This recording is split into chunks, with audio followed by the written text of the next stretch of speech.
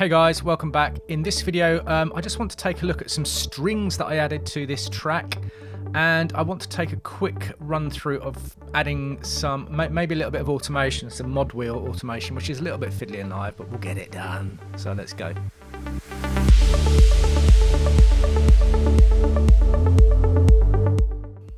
Right, as mentioned in the last video, I think it was the last one perhaps, I've only added one more thing. So this is a very simple track in terms of how much stuff we add, but hopefully all the stuff works well together. So what I've done to this end section here, we were running this before. I've just added these strings. Now the strings, it's a very simple string patch from one of the Spitfire libraries. It was Albion Tundra, and it's just a long sustain. I've got the channel switched off.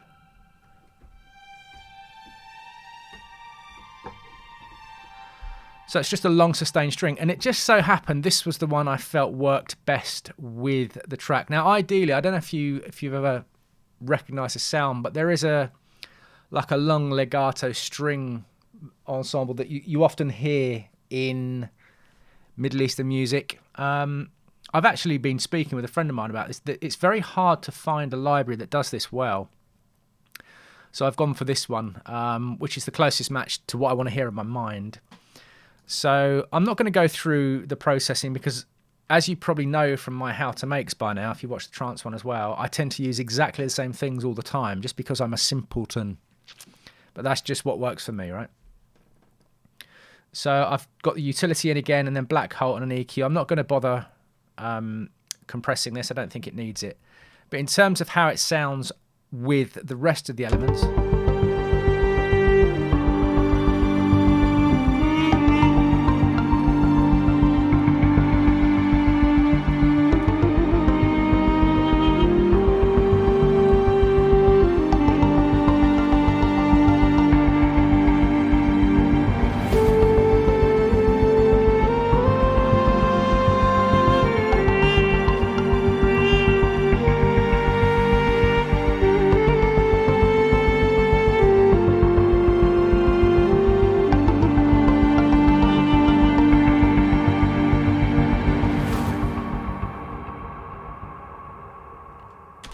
so as you can also hear, I've gone for the abrupt ending. I did play with some kind of fade outs, but it sounded a bit cheesy. To me, it sounded a bit cheesy. I think this worked better. Just, you know, having a few extra elements that play out and then fade out was just, it felt like a bit of a cop out. So I just ended it abruptly like this.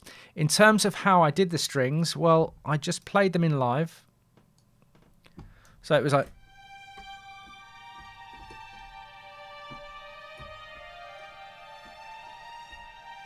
now, ideally, I would have liked to use a legato string for this, but I couldn't find one. A legato is where it, fades between one note and the other. So what I've done is I've played this in live, and then I've just highlighted, you can see it's still highlighted here. I've highlighted all of the notes, and I've pulled them forward just a little bit. Because the attack of these strings is quite slow, it sounded a little bit too slurred. So I've pulled everything forward a little bit just to make sure that it sounds a little bit more on a beat, even though we haven't really got a beat with this apart from the bass line. Now, it still does sound a little bit lazy, but in terms of how I want this track to sound, I'm not too fussed about that. I'm quite happy with the way it sounds. You probably get the idea by now that the way I do things is not massively precise. That's a completely accurate and precise assessment by you. It's just the way I tend to do things. Okay, so what I want to do is just go through each channel and have a listen to what the mod wheel's doing, and then maybe put some mod wheel action in there. No, back here.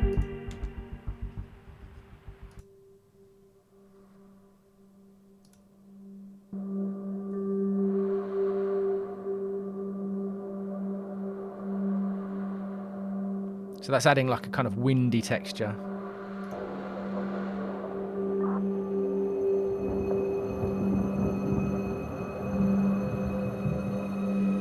So what I'm probably going to do is go in on a clip level. And unfortunately, because of the way that live works, we have to do this mod wheel stuff on a clip level. So we can put it in here. Hello. Why is there you go.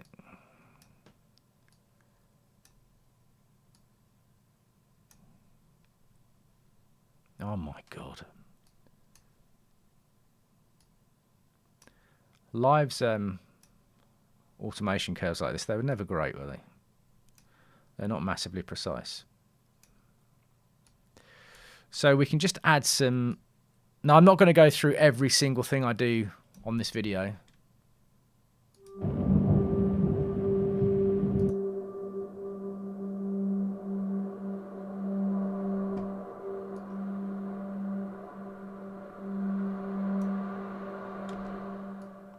But can you see what I'm going to do here is I'm going to go through each clip and add some kind of movement and interest in there.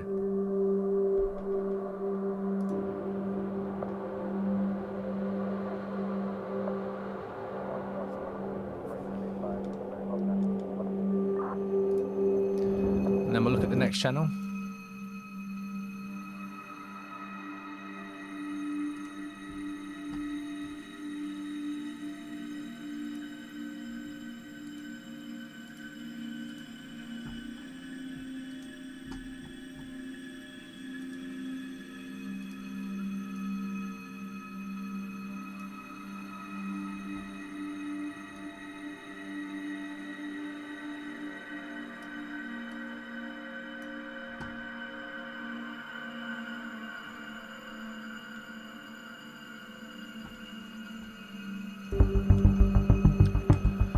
So we're going to do this one by one because we have to, but I'm just going to put things in simply for now. Maybe towards the end of each section or the end of each MIDI clip that I've put in, we'll create a crescendo kind of thing. Is that this one? Yeah.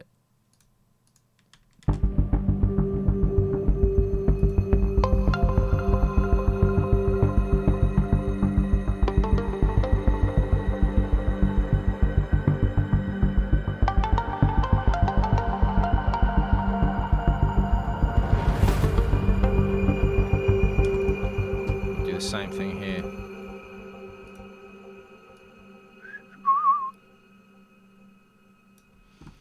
So we do them slightly differently each clip. I might do something in the middle here for this one. So what's going to happen is as this track progresses, there's quite a lot of movement in the patches we've chosen anyway. But this just adds some extra movement overall. So we've got like general movement, and then we're going to have this other movement as well. So I'm not going to do all this on screen now because it's just going to be a case of me fiddling for 15 or 20 minutes and then listening to the playthrough and seeing if anything stands out horrendously. But you can see the kind of gist of what I'm trying to do here. So the other thing we want to do is... now, the string ensemble patch, for example, that has mod wheel control as well.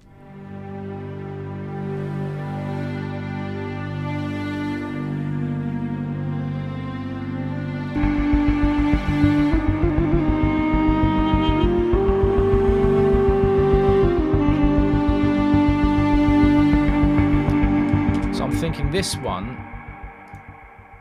we want to go halfway along the bar here and add a crescendo, and then probably towards the end we're going to do the same thing. Crescendo. It's a great word, isn't it? So let's try this. Over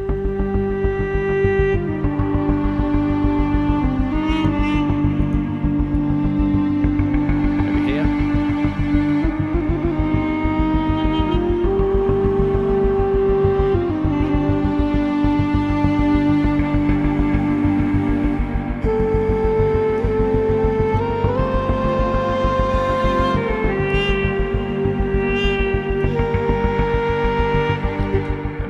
As well.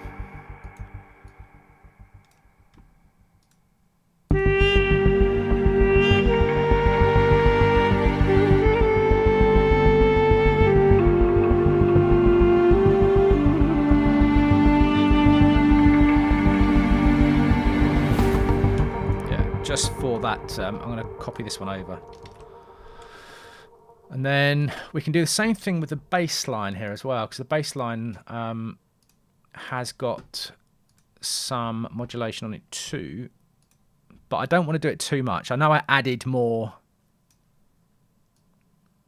impact to that mod wheel inside the Omnisphere mod matrix, but I'm not sure how much of it I want to actually do. So let's have a listen. So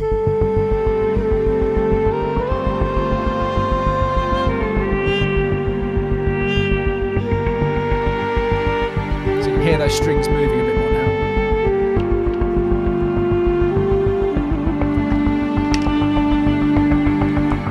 Yeah, it's too much and that's in the wrong place. So let's put it over here and do it like this. I personally find Ableton's automation to be ghastly. I much prefer the way Cubase does it, but I think they might have changed some of this in Ableton Live 11. I need to upgrade actually. Waffling now.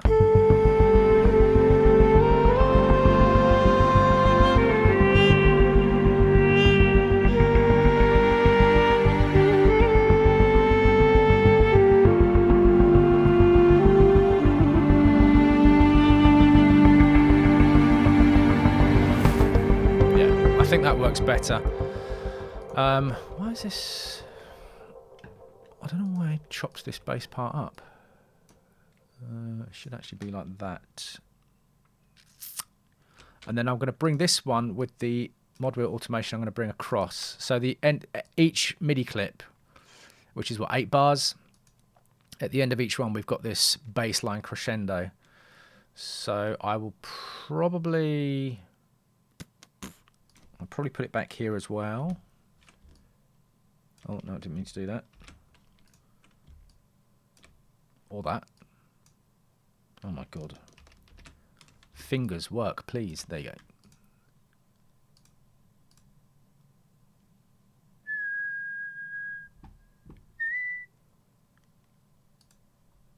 There you go. So that's that one. Then it's not on that one, not on that one, that one. And I'll probably put it here as well. So every second bar, or every second MIDI clip rather, we've got that bass line swell at the end. So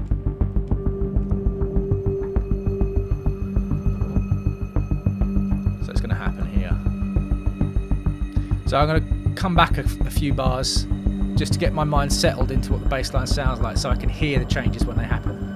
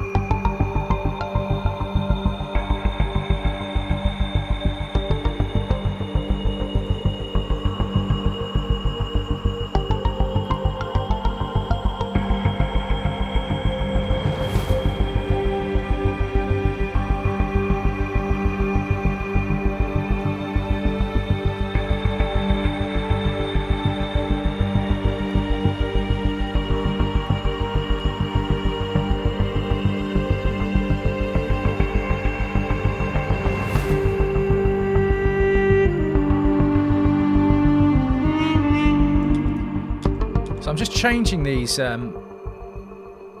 mod wheel curves as I'm hearing them.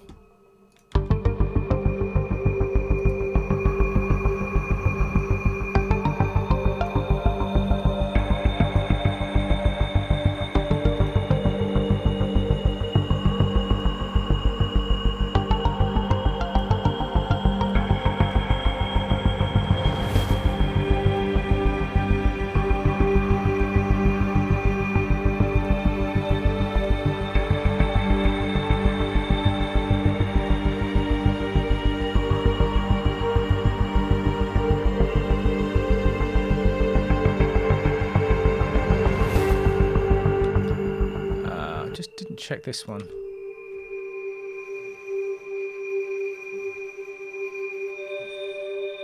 Not a lot of change with that one, so that one doesn't really matter. So yeah, that's pretty much it. I'm going to go through this one more time off camera, just have a listen through them, add a little bit more modulation, but it's not something you need to watch me do for 20 minutes. So that's pretty much it. The track's pretty much finished now. The only thing left to do is I'm going to go through for a final mix down. I know it's pretty much there because I'm happy with the way it sounds at the moment.